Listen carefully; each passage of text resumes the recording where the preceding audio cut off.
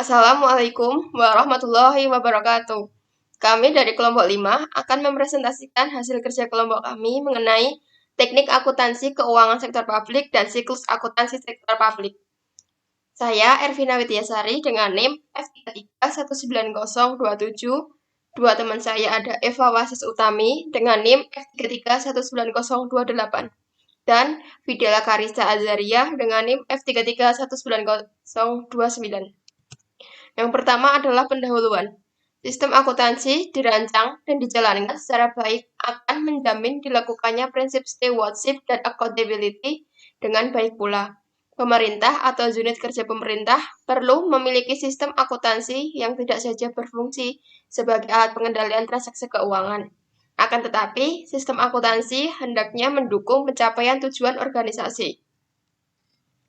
Adapun teori akuntansi sektor publik, yaitu teori yang memiliki kaitan erat dengan akuntansi keuangan, terutama pelaporan keuangan pihak eksternal. Kemudian ada 3 karakteristik dasar teori. Yang pertama, kemampuan untuk menjelaskan fenomena yang ada, kemampuan untuk memprediksi, dan kemampuan untuk mengendalikan. Tujuan dasar mempelajari teori akuntansi adalah untuk memahami praktik akuntansi yang ada, mempelajari kelemahan dan kekurangan dari praktik akuntansi yang dijalankan, serta memperbaiki praktik akuntansi di masa datang. Adapun disiplin ilmu dalam teori akuntansi sektor publik. Yang pertama adalah ilmu murni, ilmu deskriptif, ilmu derivatif, ilmu sinoptis, dan terakhir ilmu terapan. Pengembangan akuntansi sektor publik dilakukan untuk memperbaiki praktik yang saat ini dilakukan. Hal ini terkait dengan upaya meningkatkan kualitas laporan keuangan sektor publik, yaitu laporan keuangan yang mampu menyajikan informasi keuangan yang relevan dan reliable. Untuk menghasilkan laporan keuangan sektor publik yang relevan dan reliable, terdapat beberapa hambatan yang dihadapi. Yang pertama adalah objektivitas, merupakan kendala utama dalam menghasilkan laporan keuangan yang relevan. Terjadinya masalah objektivitas laporan karena adanya benturan kepentingan manajemen dan kepentingan stakeholder. Yang kedua, konsistensi, mengacu pada penggunaan metode akuntansi yang sama untuk menghasilkan laporan keuangan organisasi selama beberapa periode waktu secara berturut-turut. Tujuannya agar laporan keuangan dapat diperbandingkan kinerjanya dari tahun ke tahun. 3. Daya banding. Laporan keuangan sektor publik hendaknya dapat diperbandingkan antar periode waktu dan dengan instansi lain yang sejenis. Kendala daya banding terkait dengan objektivitas, karena semakin objektif suatu laporan keuangan, maka akan semakin tinggi daya bandingnya. Karena dengan dasar yang sama dapat dihasilkan laporan yang berbeda. 4. Tepat waktu. Kendala ketepatan waktu penyajian laporan terkait dengan lama waktu yang dibutuhkan oleh organisasi untuk menghasilkan laporan keuangan. Semakin cepat waktu penyajian laporan keuangan, maka akan semakin baik untuk pengambilan keputusan. 5. Ekonomis dalam penyajian laporan. Semakin banyak informasi yang dibutuhkan, semakin besar pula biaya yang dibutuhkan. Kendala ekonomis dalam penyajian laporan keuangan bisa berarti bahwa manfaat yang diperoleh harus lebih besar dari biaya yang dikeluarkan untuk menghasilkan laporan tersebut. 6. Materialitas. Suatu informasi dianggap material apabila mempengaruhi keputusan atau jika informasi tersebut dihilangkan akan menghasilkan keputusan yang berbeda. Penentuan materialitas memang bersifat pertimbangan subjektif, namun pertimbangan tersebut tidak dapat dilakukan menurut selera pribadi. Pertimbangan yang digunakan merupakan professional adjustment yang mendasarkan pada teknik tertentu. Perlunya sistem akuntansi sektor publik. Akuntansi merupakan aktivitas jasa untuk menyediakan informasi yang diperlukan dalam pengambilan keputusan. Pada dasarnya, baik pada sektor publik maupun swasta, akuntansi dibagi menjadi 2 bagian, yaitu akuntansi keuangan dan akuntansi manajemen.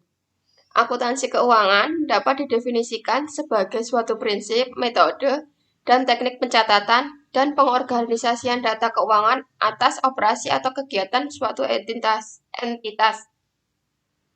Entitas yang dimaksud mengacu pada perusahaan swasta maupun organisasi sosial ekonomi lainnya, seperti pemerintahan, perusahaan milik negara, organisasi nirlaba, dan sebagainya.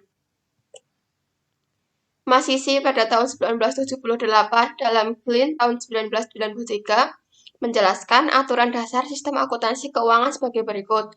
Yang pertama, identifikasi kegiatan operasi yang relevan, yaitu hanya kejadian dan kegiatan ekonomi yang relevan saja yang akan dicatat dalam sistem akuntansi keuangan.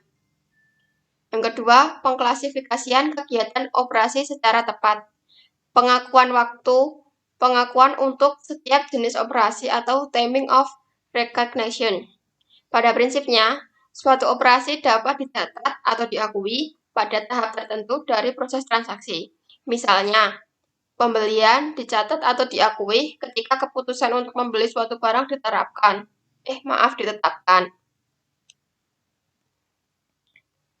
Yang ketiga, adanya sistem pengendalian untuk menjamin reliabilitas. Sistem pengendalian memiliki dua komponen. Yang pertama, komponen formal adalah pembukuan berpasang. Kesalahan akuntansi akan dapat diketahui atau dilacak ketika jumlah sisi kredit dan debit berbeda. Kedua, komponen substansional merupakan mekanisme konflik kepentingan. Kesalahan akuntansi muncul ketika memengaruhi secara negatif pihak ketiga. Contohnya, jika utang tidak dicatat dengan baik, maka jumlah yang dibayarkan kepada kreditor akan berbeda dengan jumlah yang seharusnya diterima, sebagaimana tercatat dalam akun piutang yang diakui kreditor. Terdapat beberapa kesamaan dalam akuntansi baik sektor publik maupun sektor swasta. Contohnya, pada kedua sektor tersebut direkomendasikan untuk menggunakan sistem pembukuan double entry dalam mencatat akun-akun transaksi. Persamaan yang pertama adalah kedua sektor sama-sama membutuhkan standar akuntansi keuangan sebagai pedoman pencatatan agar terdapat perlakuan yang sama terhadap suatu transaksi. Siklus akuntansi pada kedua sektor tidak jauh berbeda. Yang kedua, akuntansi keuangan sektor publik terkait dengan tujuan dihasilkannya laporan eksternal dan penghitungan biaya pelayanan. Oleh karena itu, akuntansi keuangan sektor publik pada dasarnya berbicara masalah tujuan laporan keuangan sektor publik, jenis laporan keuangan sektor publik, sistem akuntansi, standar akuntansi keuangan sektor publik, dan akuntansi biaya sektor publik. Yang ketiga, biaya akuntansi sektor publik bukan murni bagian dari akuntansi keuangan sektor publik. Dan yang terakhir, akuntansi biaya sektor publik merupakan hibrid dari akuntansi keuangan dan akuntansi manajemen sektor publik. Sekian presentasi dari saya, akan dilanjutkan oleh teman saya.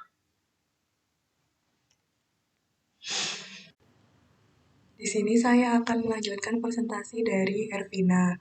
Saya menjelaskan tentang standar akuntansi sektor publik. Standar akuntansi merupakan pedoman atau prinsip-prinsip yang mengatur pelakuan akuntansi dalam penyusunan laporan keuangan untuk tujuan pelaporan kepada para pengguna laporan keuangan.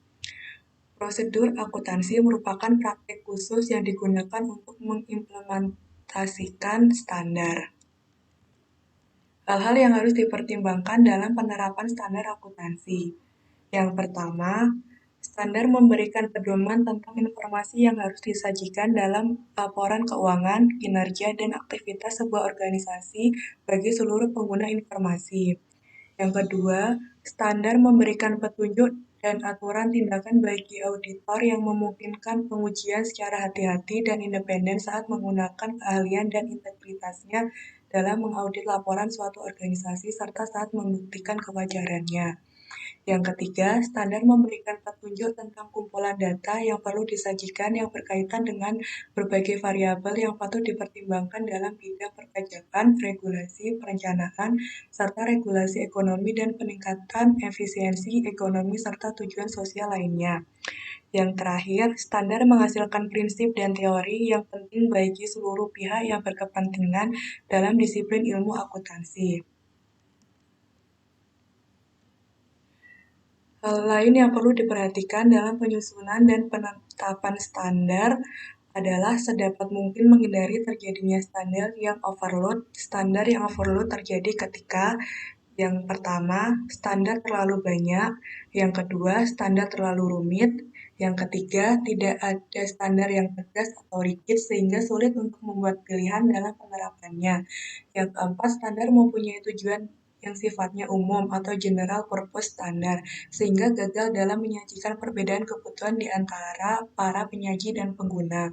Yang kelima, standar kurang spesifik sehingga gagal dalam mengidentifikasi perbedaan antara entitas publik dan entitas non-publik, laporan keuangan tahunan dan interim, organisasi besar dan kecil, laporan keuangan auditan dan non-audit. Yang terakhir, pengungkapan yang berlebihan, pengukuran yang terlalu kompleks, atau kedua-duanya.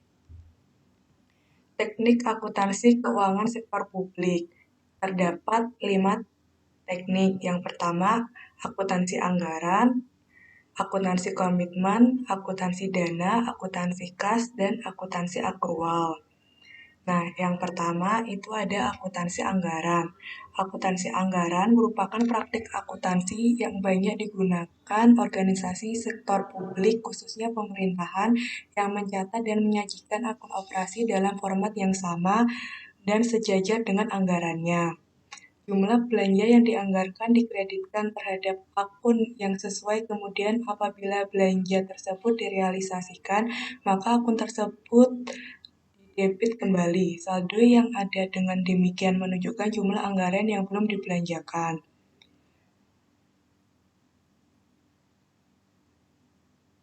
Teknik akuntansi anggaran adalah bahwa anggaran dan realisasi harus selalu dibandingkan sehingga dapat dilakukan tindakan koreksi apabila terdapat varian atau selisih. Namun, akuntansi anggaran lebih menekankan pada bentuk dari akun-akun keuangan, bukan isi atau konten dari akun itu sendiri. Kelemahan teknik akuntansi anggaran adalah teknik ini sangat kompleks, akan lebih mudah dan lebih komprehensif apabila akun-akun yang menunjukkan pendapatan dan biaya aktual dan anggaran menunjukkan pendapatan dan biaya dianggarkan.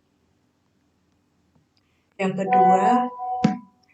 kedua ada akuntansi komitmen. Akuntansi komitmen adalah sistem akuntansi yang mengakui transaksi dan mencatatnya pada saat order dikeluarkan.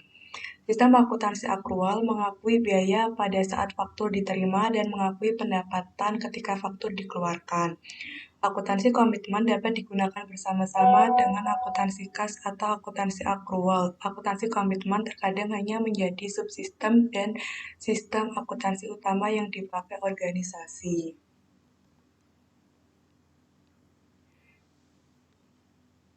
Tujuan utama akuntansi komitmen adalah untuk pengendalian anggaran.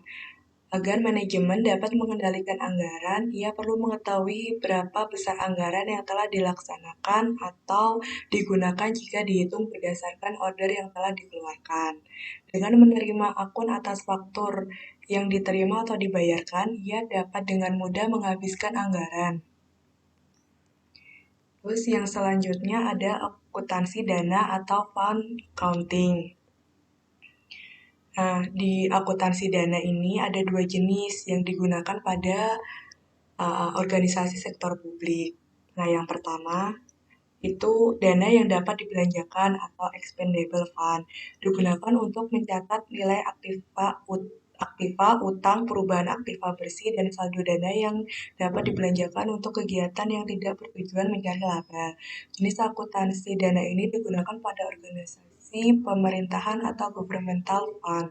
Yang kedua, ada dana yang tidak dapat dibelanjakan atau non-expendable fund untuk mencatat pendapatan biaya aktiva, utang, dan modal untuk kegiatan yang sifatnya mencari laba. Jenis akuntansi dana ini digunakan pada organisasi bisnis atau cooperative fund. Nah, yang selanjutnya ada akuntansi kas. Kelebihan akuntansi kas adalah mencerminkan pengeluaran yang aktual, real, dan objektif. Namun GAAP tidak menganjurkan pencatatan dengan dasar kas karena tidak dapat mencerminkan kinerja yang sesungguhnya. Dengan kas basis tingkat efisiensi dan efektivitas suatu kegiatan, program atau aktivitas tidak dapat diukur dengan baik. Sebagai contoh, penerimaan kas dan pinjaman akan dicatat sebagai pendapatan atau revenue, bukan sebagai utang. Nah, keunggulan dari pencatatan akuntansi secara basis kas, nah yang pertama itu ada metode kas basis digunakan untuk mencatat pengakuan pendapatan, belanja, dan pembiayaan. Yang kedua, beban atau biaya belum diakui sampai adanya pembayaran secara kas walaupun beban telah terjadi, sehingga tidak menyebabkan pengurangan dalam penghitungan pendapatan. Yang ketiga, pendapatan diakui pada saat diterimanya kas sehingga benar-benar mencerminkan posisi yang sebenarnya. Yang keempat, penerimaan kas biasanya diakui sebagai pendapatan. Yang kelima, laporan keuangan yang disajikan melibatkan posisi keuangan yang ada pada saat laporan tersebut. Nah, yang terakhir, tidak perlunya suatu perusahaan untuk membuat pencadangan untuk kas yang belum ditagih. Nah, kelemahan pencatatan akuntansi kas yang pertama, metode kas basis tidak mencerminkan besarnya kas yang tersedia. Yang kedua, akan dapat menurunkan perhitungan pendapatan bank karena adanya pengakuan pendapatan sampai diterimanya uang kas. Yang ketiga, adanya penghapusan piutang secara langsung dan tidak mengenal adanya estimasi piutang tak tertagih. Yang keempat, biasanya dipakai oleh perusahaan yang usahanya relatif kecil seperti toko, warung, mal, dan praktek kaum spesialis seperti dokter, pedagang informal, panti pijat. Yang kelima, setiap pengeluaran kas diakui sebagai beban. Yang keenam, sulit dalam melakukan transaksi yang tertunda pembayarannya karena pencatatan diakui pada saat kas masuk atau keluar. Yang terakhir, sulit bagi manajemen untuk menentukan suatu kebijakan ke depannya karena selalu berpatokan kepada kas. Ya, yang selanjutnya akuntansi akrual. Teknik akuntansi berbasis akrual diyakini dapat menghasilkan laporan keuangan yang lebih dapat dipercaya, lebih akurat, komprehensif, dan relevan untuk pengambilan keputusan ekonomi, sosial, dan politik. Basis akrual diterapkan berbeda antara cooperative fund atau full accrual dengan governmental fund atau modified accrual, karena biaya atau expense diukur dalam cooperative fund, sedangkan expenditure difokuskan pada general fund. Expense adalah jumlah sumber daya yang dikonsumsi selama periode akuntansi. Expenditure adalah jumlah kas yang dikeluarkan atau akan dikeluarkan selama periode akuntansi. Karena government fund tidak memiliki catatan modal dan utang atau dicatat dikategorikan dalam aktiva tetap dan utang jangka panjang, expenditure yang diukur bukan expense. Berbeda dengan governmental fund yang menjadi kepentingan cooperative fund dan juga organisasi bisnis adalah net income. Full accrual accounting digunakan untuk mencatat revenue ketika diperoleh earn dan biaya expense pada saat terjadi. Perbedaan antara akuntansi berbasis kas dengan akuntansi berbasis accrual dapat dilihat sebagai berikut. Yang pertama, basis kas. Itu penerimaan kas dikurangi pengeluaran kas sama dengan perubahan kas. Yang kedua, basis akrual itu pendapatan atau income dikurangi biaya. Nah, itu sama dengan rugi atau laba. Yang ketiga, pendapatan atau income. Penerimaan kas selama satu periode akuntansi dikurangi saldo awal piutang ditambah saldo akhir piutang. Yang keempat, biaya. Kas yang dibayarkan selama satu periode akuntansi dikurangi saldo awal ditambah saldo akhir. Akuntansi akrual dianggap lebih baik daripada akuntansi kas. Teknik akuntansi yang berbasis akrual diyakini dapat menghasilkan laporan keuangan yang lebih dapat dipercaya, lebih akrual, komprehensif, dan relevan untuk pengembalian keputusan ekonomi, sosial, dan politik. Kelebihan akuntansi berbasis akrual yang beban diakui saat terjadi transaksi sehingga informasi diberikan lebih handal dan dipercaya. Yang B, dapat diakui saat terjadi transaksi sehingga informasi yang diberikan lebih handal, terpercaya walaupun kas belum diterima. Yang C, setiap penerimaan dan pembayaran akan dicatat ke dalam masing-masing akun sesuai dengan transaksi yang terjadi. Yang D, adanya peningkatan pendapatan perusahaan karena kas yang belum diterima dapat diakui sebagai pendapatan. Yang E, laporan keuangan dapat dijadikan sebagai pedoman dalam menentukan kebijakan di masa datang dengan lebih cepat. Yang F, laporan keuangan laporan keuangan yang dihasilkan dapat diperbandingkan dengan entitas lain, baik pemerintah maupun bisnis. Hal ini dimungkinkan karena kerangka dan ruang lingkup yang sama telah digunakan dengan menerapkan bisnis akrual. Kekurangan yang mungkin terjadi dalam penerapan basis akuntansi akrual. Yang A, biaya yang belum dibayarkan secara kas akan dicatat efektif sebagai biaya sehingga dapat mengurangi pendapatan. Yang B, adanya risiko pendapatan yang tak tertagih sehingga dapat membuat mengurangi pendapatan. Yang C, tidak ada perkiraan yang tepat kapan kas yang belum dibayarkan oleh pihak lain dapat diterima. Terima kasih presentasi dari saya. Nanti akan dilanjutkan oleh Eva. Terima kasih kepada Saudara atas waktu yang diberikan kepada saya.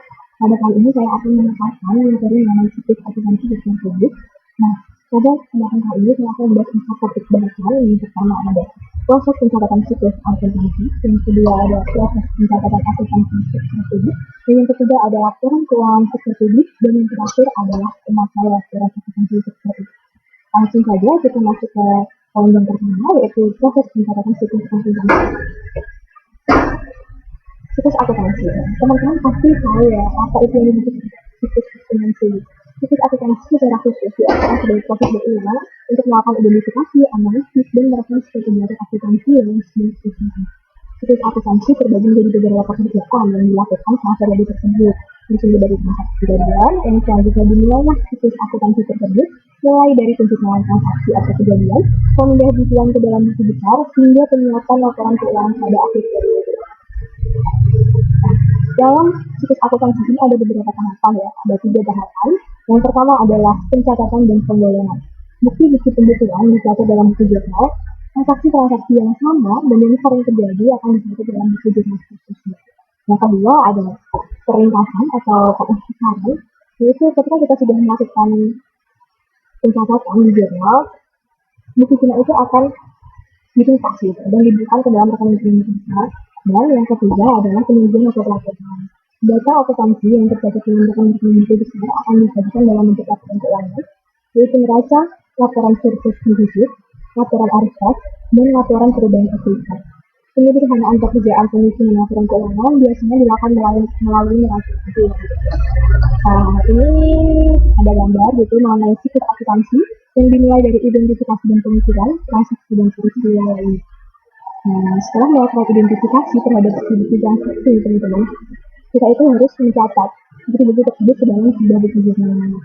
Seperti yang kita ketahui bahwa buku jurnal itu ada banyak jenisnya, atau jurnal itu banyak jenisnya gitu. Ada jurnal umum, jurnal pengeluaran kas, penerimaan kas, pembelian, penjualan, dan jurnal fiction. Nah, setelah jurnal kita akan melakukan yang namanya posting atau pembukuan gitu. Jadi dari jurnal itu akan dipindah di buku besar. Bisa ada 2, buku besar umum dan buku besar pembantu gitu. Kalau buku besar umum biasanya itu bulanan, dan kalau buku besar pembantu biasanya itu harian gitu. Nah, setelah itu apa yang dilakukan? Kita melakukan penyusunan neraca saldo gitu. Semua yang sudah masuk ke dalam buku besar akan kita ringkas ke dalam neraca saldo. Lalu setelah itu kita melakukan penyesuaian terhadap akun-akun yang perlu disesuaikan dengan periode tersebut. Setelahnya kita menyusun neraca saldo disesuaikan gitu. Nah, dari data-data atau dari nominal-nominal yang kita buat di neraca saldo itu, yang nantinya akan menjadi bahan gitu sebagai kita untuk menyusun laporan keuangan. Dan ini juga ada nih teman-teman yang namanya kertas kerja. Kertas kerja ini tuh sifatnya opsional, jadi tidak diwajibkan dalam siklus akuntansi. Ini si kertas kerja ini sifatnya mempermudah gitu, atau jalurnya gitu, biar cepat kalau bikin laporan keuangan. Setelah itu kita menutup akun nominal yaitu pendapatan bukan. Kalau itu kita menyusun neraca saldo penutupan, Dan yang terakhir ada jumlah pembarik. Jumlah pembarik ini tidak wajib, hanya opsional saja, tergantung dengan perusahaan akan membarik atau tidak. Jadi begitu siklus akuntansi. Lanjut untuk topik yang kedua, yaitu proses pencatatan akuntansi sektor publik. Basis akuntansi menentukan kapan transaksi dan peristiwa yang terjadi itu dikakui atau dicatat. Sedangkan fokus pengukuran menentukan aset atau kewajiban apa saja yang akan diakui dalam neraca. Kedua hal ini sangat berhubungan, teman-teman. Ketika basis kas dipilih, maka transaksi dicatat pada saat kas diterima atau kas dibayarkan, sehingga hanya akun kas dan ekuitas saja yang dilaporkan dalam neraca. Lain halnya, ketika kita menggunakan basis accrual, maka transaksi akan dicatat jika secara ekonomi telah terjadi, tanpa harus menunggu kas diterima atau kas dibayarkan. Akibatnya, dengan basis accrual ini, akun-akun yang dilaporkan dalam neraca tidak sebatas akun kas saja. Namun, semua sumber daya yang dimiliki seperti utang dan juga ekuitas akan tertera dalam neraca. Keunggulannya apa sih gitu ya? Jadi keunggulan dari penggunaan basis accrual ini adalah informasi yang disajikan dalam neraca ini lebih komprehensif karena mempresentasikan seluruh sumber daya yang dimiliki kita. Seperti yang kita ketahui, berdasarkan peraturan pemerintah nomor 71 tahun 2010 yang mengatur tentang SAP, standar akuntansi pemerintahan, bahwa basis akuntansi yang digunakan entitas pemerintah adalah basis accrual. Tapi ini ada catatannya bahwa penerapan SAP berbasis accrual dapat dilaksanakan secara bertahap. Mulai dari penerapan SAP berbasis kas menuju accrual menjadi penerapan SAP berbasis accrual. Nah, ini juga ada istilah-istilah dalam SAP. Ada SAP itu sendiri yang merupakan prinsip-prinsip akuntansi yang diterapkan dalam menyusun dan menyajikan laporan keuangan pemerintah. Yang kedua, ada PSAP, yakni pernyataan standar akuntansi pemerintahan, merupakan SAP yang diberi judul, nomor, dan tanggal SAP. Yang ketiga, ada kerangka konseptual akuntansi pemerintahan adalah konsep dasar penyusunan dan pengembangan SAP. Dan kerangka konseptual akuntansi pemerintahan ini merupakan acuan bagi komite SAP, penyusun laporan keuangan, pemeriksa, dan pengguna laporan keuangan dalam mencari pemecahan atau suatu masalah yang belum diatur dalam SAP. Lanjut, ini ada interpretasi pernyataan SAP, adalah penjelasan, klarifikasi, dan uraian lebih lanjut atas SAP. Ada juga buletin teknis SAP yang merupakan informasi yang berisi penjelasan teknis akuntansi sebagai pedoman bagi pengguna. Nah, ini juga ada SAP berbasis accrual. Jadi sudah sedikit singgung ya teman-teman di awal bahwa SAP yang mengakui pendapatan, beban, aset, utang, dan ekuitas dalam pelaporan finansial ini berbasis accrual, serta mengakui pendapatan, belanja, dan pembiayaan dalam pelaporan pelaksanaan anggaran berdasarkan basis yang ditetapkan dalam APBN atau APBD. Ada SAP berbasis accrual, ada juga SAP berbasis kas menuju accrual. Ini merupakan SAP yang mengakui pendapatan, belanja, dan pembiayaan berbasis kas, serta mengakui aset, utang, dan ekuitas dana berbasis accrual. Ada juga ini yang namanya Komite Standar Akuntansi Pemerintahan atau KSAP. Ini merupakan komite sebagaimana dimaksud dalam Undang-Undang Nomor 17 Tahun 2003, yaitu tentang keuangan negara, dan Undang-Undang Nomor 1 Tahun 2004 tentang pembendaharaan negara yang bertugas menyusun SAP. Dan yang terakhir ada sistem akuntansi pemerintahan. Apa itu yang dimaksud dengan sistem akuntansi pemerintahan? Sistem ini merupakan rangkaian sistematik dari prosedur, penyelenggara, peralatan, dan elemen lain untuk mewujudkan fungsi akuntansi sejak analisis transaksi sampai dengan pelaporan keuangan di lingkungan organisasi pemerintah. Baik, itu tadi beberapa istilah dalam SAP. SAP berbasis aktual terdapat berlaku sejak tanggal ditetapkan dan dapat segera diterapkan oleh setiap entitas. SAP berbasis kas menuju aktual berlaku selama masa transisi bagi entitas yang belum siap untuk menerapkan SAP berbasis aktual. Penerapan SAP berbasis kas menuju aktual ini dilaksanakan sesuai dengan jangka waktu sebagaimana tercantum dalam lampiran 2 PP 71 tahun 2010. Selanjutnya, setiap entitas pelaporan, baik pada pemerintah pusat maupun pemerintah daerah, wajib melaksanakan SAP berbasis aktual. Walaupun entitas pelaporan untuk sementara masih diperkenankan menerapkan SAP kas menuju aktual, entitas pelaporan diharapkan dapat segera menerapkan SAP berbasis aktual. Ini ada konsekuensinya jika kita menggunakan basis kas menuju aktual, yaitu dibutuhkannya penggunaan jurnal korelasi. Saya jelaskan saja melalui contoh saya. 1. Pembelian kendaraan senilai 100 juta secara tunai. Karena segala pengeluaran yang melibatkan kas harus disajikan dalam laporan realisasi anggaran dengan basis kas, maka transaksi ini akan dicapai dengan cara belanja kendaraan pada kas sebesar 100 juta rupiah. Belanja kendaraan merupakan aset nominal yang disajikan dalam laporan realisasi anggaran, sedangkan kas merupakan aset real yang disajikan dalam neraca. Akibatnya, apabila hanya jurnal tersebut yang dibuat, maka hanya akun kas saja yang terlihat di neraca.